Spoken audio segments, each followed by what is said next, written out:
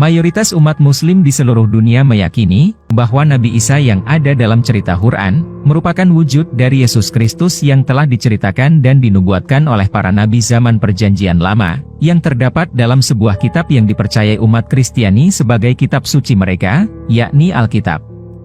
Tetapi, apakah memang benar apa yang Quran ceritakan sebagai Nabi Isa itu adalah seorang Yesus?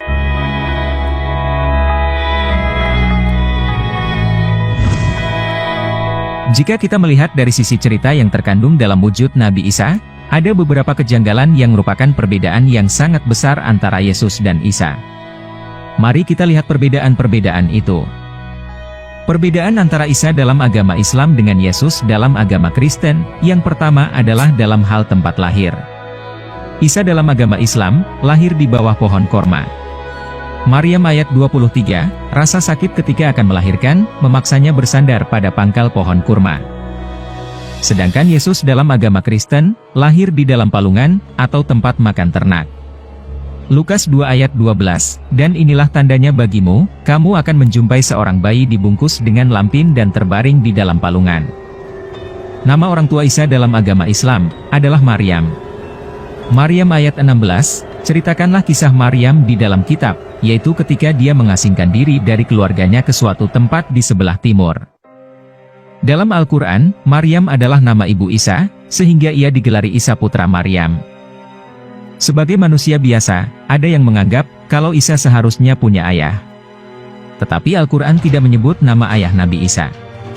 Sebutan Isa putra Maryam juga tidak biasa, karena yang disebut biasanya adalah nama ayah, bukan nama ibu.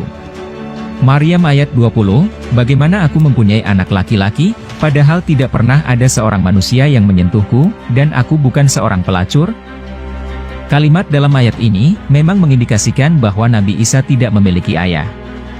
Namun, kalimat ini hanya menggambarkan situasi kebingungannya Maryam, sehingga memunculkan pemikiran seperti itu.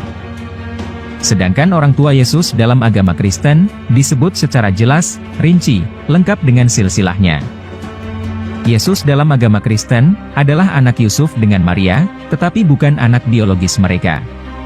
Status itu hanya anak secara hukum, sebab Yesus tidak lahir karena hubungan jasmani Yusuf dengan Maria, tetapi ia dikandung dari Roh Kudus.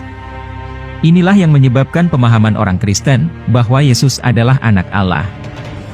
Matius 1 ayat 24-25, sesudah bangun dari tidurnya, Yusuf berbuat seperti yang diperintahkan malaikat Tuhan itu kepadanya, ia mengambil Maria sebagai istrinya. Tetapi tidak bersetubuh dengan dia, sampai ia melahirkan anaknya laki-laki, dan Yusuf menamakan dia Yesus. Isa dalam agama Islam, adalah putra Maryam, yang merupakan saudara dari Harun. Maryam ayat 28, wahai saudara perempuan Harun, ayahmu bukan seorang yang berperangai buruk, dan ibumu bukan seorang perempuan pezina. Nama Harun yang disebut dalam ayat ini, dianggap merujuk pada sosok Nabi Harun yang merupakan saudara Nabi Musa. Namun jika demikian, akan terjadi kerancuan garis waktu sejarah. Sebab, yang banyak diyakini, Maryam tak sezaman dengan Nabi Musa dan Nabi Harun.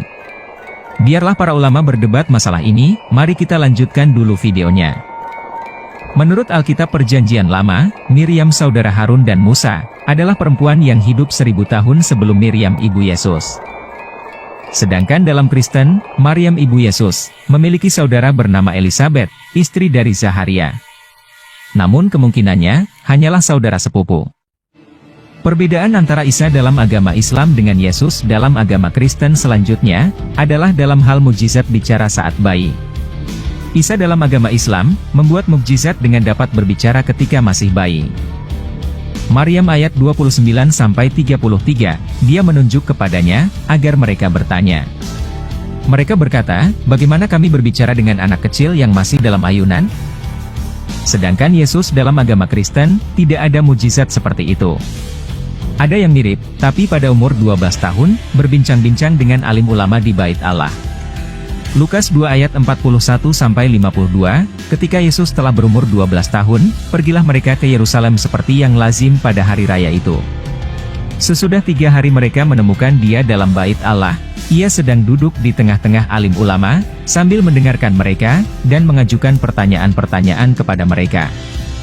Dan semua orang yang mendengar dia sangat heran akan kecerdasannya, dan segala jawaban yang diberikannya. Yesus adalah orang paling banyak melakukan mujizat di Alkitab. Tetapi semuanya dilakukan setelah ia secara resmi memulai pelayanannya pada usia 30 tahun. Nabi Isa dalam Islam, hidup di tengah masyarakat Bani Israel, yang terlena akan kenikmatan dari kemaksiatan yang mereka lakukan. Raja Herodes yang saat itu memimpin, mendengar ajaran dari Nabi Isa, kemudian menyuruhnya untuk menunjukkan kebesaran dari Allah, yaitu menghidupkan burung. Surat Ali Imran ayat 49, seorang rasul dari Bani Israel berkata, "Sesungguhnya aku telah datang kepadamu dengan tanda dari Tuhanmu. Sesungguhnya aku membuatkan bagimu dari tanah yang berbentuk seperti burung, lalu aku meniupnya, sehingga menjadi seekor burung dengan izin Allah." Sedangkan Yesus dalam agama Kristen, tidak ada mujizat seperti itu. Dari sekian banyak mujizat yang dilakukan Yesus, tidak ada satupun yang berkaitan dengan burung. Agama Islam meyakini bahwa Injil diturunkan kepada Nabi Isa, sebagaimana Taurat diturunkan kepada Nabi Musa, dan Al-Quran diturunkan kepada Nabi Muhammad. Sedangkan dalam agama Kristen, Injil tidak diturunkan kepada Yesus, baik dalam bentuk kitab maupun dalam bentuk wahyu. Kristen meyakini, Yesus sendirilah Injil itu, yakni kabar baik, bahwa Tuhan mengampuni dosa manusia lewat pengorbanan Yesus di kayu salib. Yesus juga tidak menulis kitab Injil, tetapi 4 orang pengikutnya yang menulisnya. Dalam hal penyaliban, juga ada perbedaan. Kematian Isa dalam agama Islam, tidak disalibkan, atau tidak mati, tetapi diangkat ke surga. Allah mengubah wajah orang lain, yang umumnya dianggap adalah Yudas Iskariot, menjadi sama dengan wajah Isa. Sehingga orang-orang yang akan menyalibkan Nabi Isa, sesungguhnya menyalibkan Yudas Iskariot, karena menganggapnya Isa.